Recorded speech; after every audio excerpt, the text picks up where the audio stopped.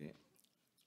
ప్రతి ఆదివారం మన ప్రభువైన యేసుక్రీస్తు వారి పునరుద్ధాన దినాన్ని మనం జ్ఞాపకం చేసుకొని ఆయన్ని ఆరాధిస్తూ ఉంటాం. సో, ఆరాధన అంటే మనందరికీ తెలుసు.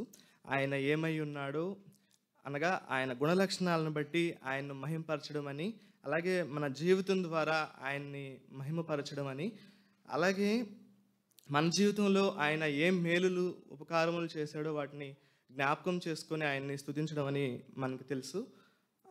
మనం ఆరాధించడానికి పూర్వం కొన్ని తలంపులు మనం విని మనం అలాగ ఆరాధన చేద్దాం. అందుకు గాను నిర్గమాకాండం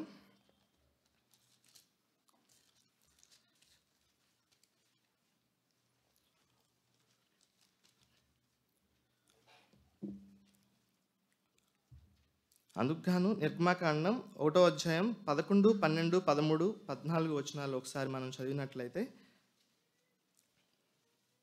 నేను చదువుతాను. కాబట్టి వారి మీద పెట్టిన భారములలో వారిని శ్రమ పెట్టుటకు వెట్టి పనులు చేయించు అధికారులను వారి మీద నియమింపగా, వారు ఫరో కొరకు ధాన్యాదులను నిలువ చేయు పీతోము, రామశేషను పట్టణములను కట్టిరి. అయినను ఐగుప్తీయులు వారిని శ్రమ పెట్టిన కొలది వారు విస్తరించి ప్రబలిరి గనుక వారు ఇశ్రాయేలు ఎడల అసహ్యపడిరి. ఇశ్రాయేలీల చేత ఐగుప్తీయులు కఠినముగా సేవ చేయించుకుండ్రి. వారు ఇశ్రాయేలీల చేత చేయించుకున్న ప్రతి పనియు కఠినముగా ఉండిను.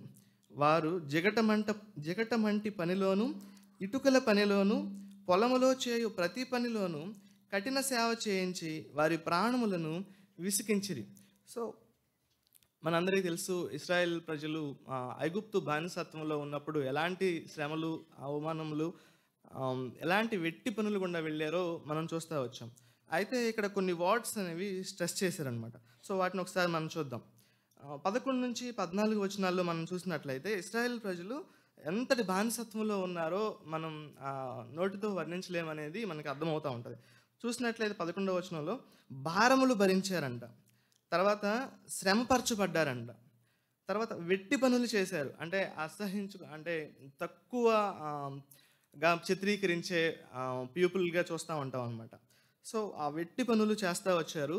తర్వాత అసహ్యపరచబడతా వచ్చారు. వీళ్ళేంటి తక్కువ వాళ్ళు అన్నట్లుగా, లేకపోతే తక్కువ పనులు జాతి పనులు చేసేవారు అన్నట్లుగా వారిని అసహ్యపరుస్తూ వచ్చారనమాట.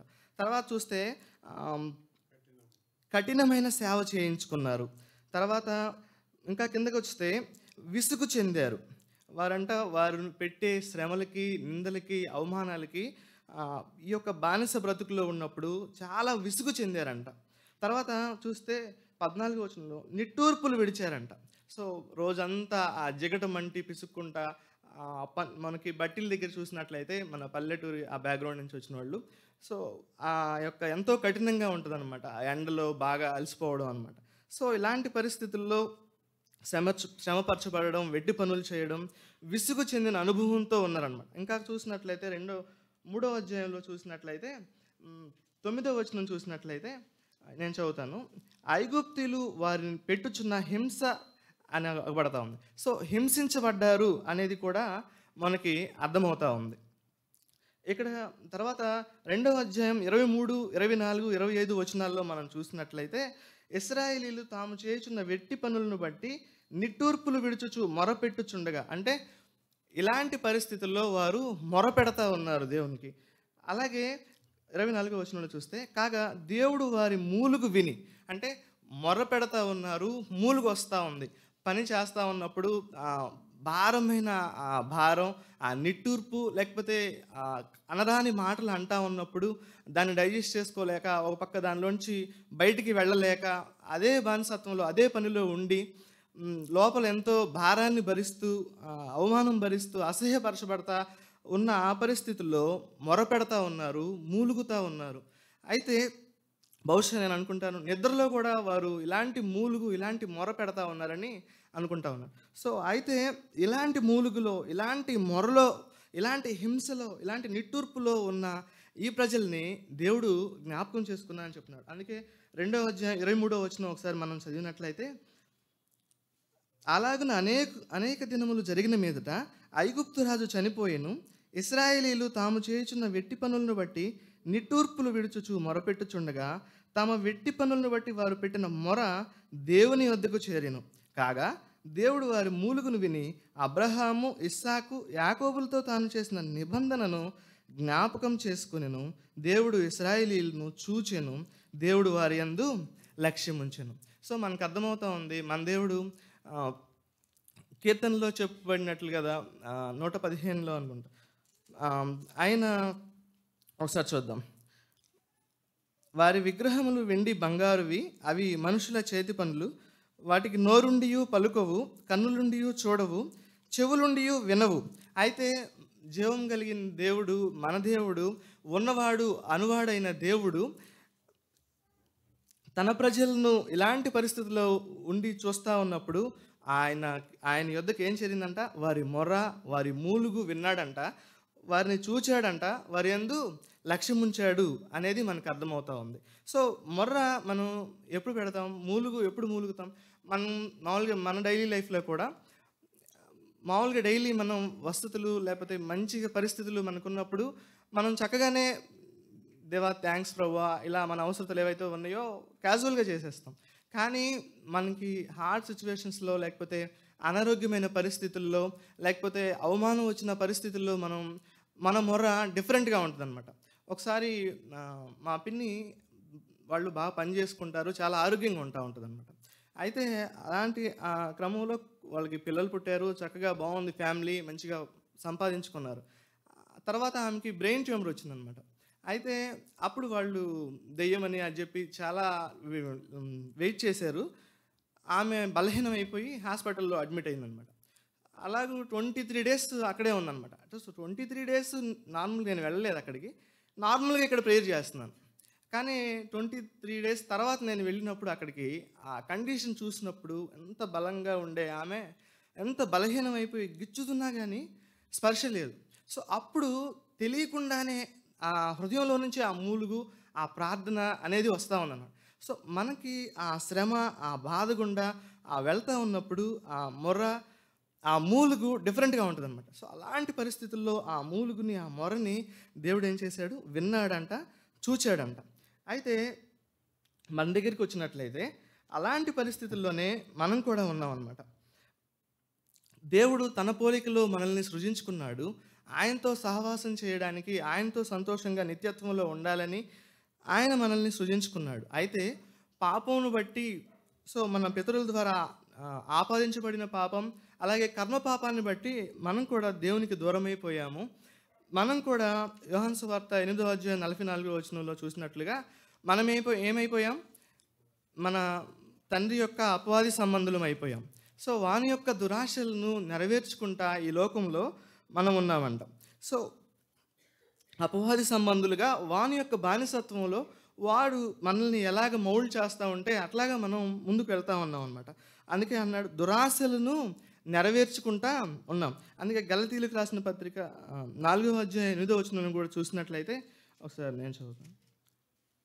గలతీయులకు రాసిన పత్రిక 4:8 ఆ కాలం అందైతే మీరు దేవుని ఎరుగని వారే. సో మనము దేవుని ఎరగలేదు, అపవాది సంబంధులుగానే ఉన్నాము, దేవుని ఎరగని వారంగా ఉన్నాము. అయితే ఇశ్రాయేలీలు బానిసత్వంలో ఉన్నట్లు మనం కూడా ఈ యొక్క పాపం అనే బానిసత్వంలో ఉన్నామన్నమాట.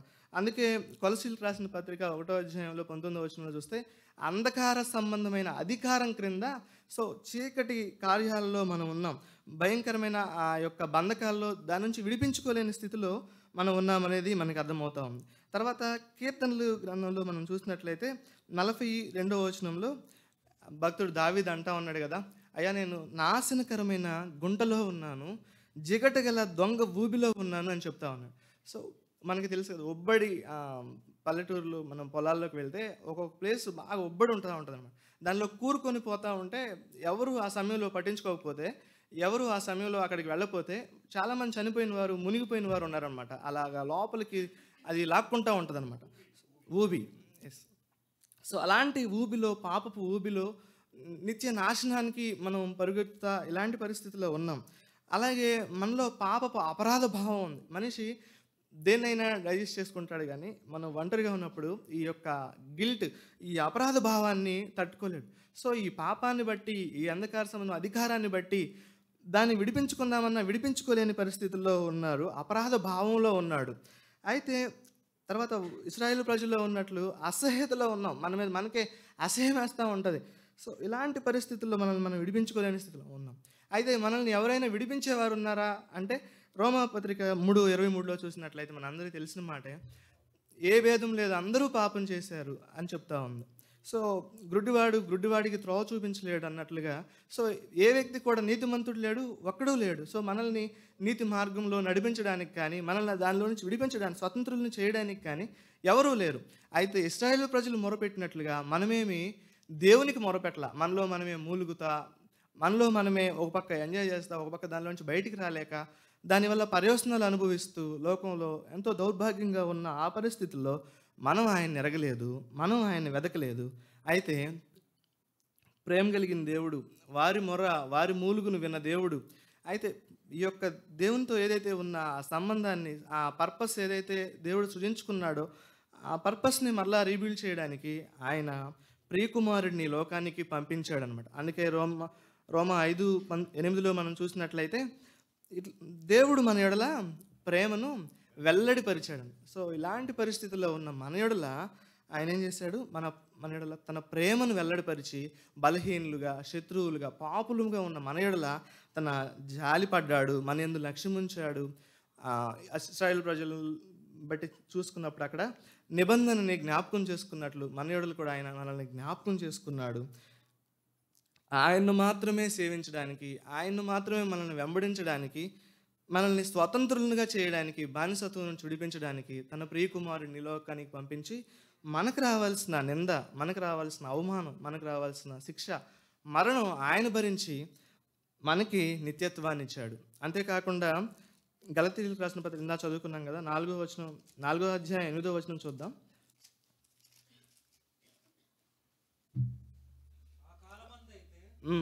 మీరు దేవుని ఎరుగని వారై నిజమునకు దేవుళ్ళు కాని వారికి దాసులై ఉంటుంది కానీ ఇప్పుడు మీరు దేవుని ఎరిగిన వారును మరి విశేషముగా దేవుని చేత ఎరుగుబడిన వారునై ఉన్నారు కనుక. అవునండి, ఓకే. సో ఇప్పుడు ఏంటంటే మనల్ని, సో ఆయన కార్యం చేశాడు, ఆ కార్యాన్ని తన సేవకుల ద్వారా మన దగ్గరికి తీసుకొచ్చాడు. ఆత్మదేవుడు మన పాపములను ఒప్పింప చేయగా మనం ఆయన యందు విశ్వాసం ఉంచాం. సో ఇక్కడ ఏమర్థమవుతా ఉంది, ఆయన ఎరుగునట్లుగా మనల్ని చేశాడు. అంతేకాదు మనల్ని విశ్వాసం ద్వారా కృపచేత రక్షించుకున్నాడు, ఆత్మదేవుణ్ణి మనకిచ్చాడు, మనకి సంఘమును, ఇట్లాగా మనల్ని ఈ రీతిగా మనల్ని పోషిస్తూ ఉన్నాడు అనమాట. అందుకే చూస్తే ఇక్కడ చూడండి, మనం ఆయన ఎరగడమే కాదు కానీ మరి విశేషంగా దేవుని చేత ఎరుగుబడిన వారై ఉన్నారు. సో మనము అనేక సామెతల్లో చూసినట్లయితే అనేకులు ఏలువాని దయ కోరతారండి. అంటే ఒక పొలిటీషియన్ కానీ లేకపోతే ఒక సెలబ్రిటీ కానీ ఉన్నతమైన స్థానంలో ఉన్నవారు, వారికి నేను గుర్తించబడితే బాగుండు, లేకపోతే వారికి నేను తెలియపరచబడితే బాగుండు అని అనుకుంటాం. కానీ సృష్టికర్త అయిన దేవుడు మనల్ని ఎరగడం, ఆయన చేత ఎరుగుపడడం అనేది చాలా గొప్ప విషయం. సో ఇందుకు మనం ఏం చేయలేదు కానీ ఆయనే మొదట మనల్ని ఎరిగాడు, మనల్ని వెదికాడు, మనల్ని ప్రేమించాడు, మన కోసం క్రయం చెల్లించాడు. సో ఈ రీతిగా యాత్రా జీవితంలో ఇశ్రాయేలీలు ప్రజలను ఎలా పోషించాడో, ఎలాగూ ఆ బానిసత్వంలో నుండి మోషేని ఏర్పరచుకొని తన ప్రజల మధ్య అద్భుతాలు చేసి నడిపించాడో, అలాగే మన జీవితంలో కూడా, మన యాత్రా జీవితంలో కూడా మనల్ని పోషిస్తూ, సంరక్షిస్తూ, జీవమునకును భక్తికి కావాల్సిన వాటి అన్నిటినీ సమకూరుస్తూ మన కోసం విజ్ఞాపన కూడా చేస్తూ ఉన్న ప్రభు ప్రేమను మరొకసారి మనం జ్ఞాపకం చేసుకొని మనం ఆరాధిద్దాం. అయితే ఆయన ఎరుగునట్లుగా చేశాడు, ఆయన చేత ఎరుగుబడిన మనం తీతుకు రాసిన పత్రిక 1:16లో చూసినట్లయితే ఆయన ఎరిగామని చెప్పుకున్నాం, అయితే మన క్రియల వలన ఆయన ఎరుగుమన్నట్లుగా ఉన్నారు అని చెప్పాడు. సో గత వారంలో ఈ యొక్క దినాల్లో ఆయన ఎరిగామని చెప్పుకుంటూ మన క్రియల వలన ఎక్కడైనా ఆయన ఎరుగుమన్నట్లుగా ఉన్నట్లయితే మనల్ని మనం పరీక్షించుకొని ఆ రీతిగా ప్రభు మన జీవితంలో చేసిన మేలును జ్ఞాపకం చేసుకొని ఆరాధిద్దాం.